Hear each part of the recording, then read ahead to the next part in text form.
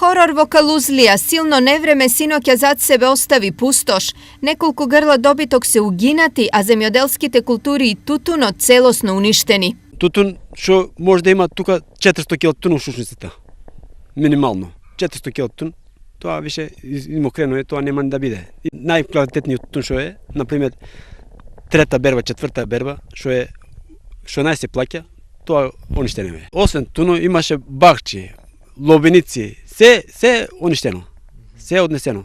Те празо ептен лом прави, бибер лом прави комши. И тутуните и шушницата лом прави. Нема да биде комши, иќи. И чаирне. Освен по трлата и нивите, ветерот со брзина од над 100 км на час удри и по куките. Керемидите има фрлана, ме стиги јас малку сабале, преонадеј ги имаш еден ред обрнати се. Бандери има у земјата, скршени се. Житите скинати, се. Нема струја. Нема каква струја, се измотано е, вака е. Половина час овдешните жители биле ни живи ни мртви, немокни да се справат со силата на природата. После злевамо тамо град врне, ни вегамо тука натака, врне, плековите летат навака, среќе што не удри, Господ чуваш. Абе лом праве, среќе што на нас не удри тука, ја чудам, оште мислам како остана се живи. Она што остана по силното невреме е жално за гледање, последиците овдешните жители не можат да ги санираат сами, па помош бараат од општината.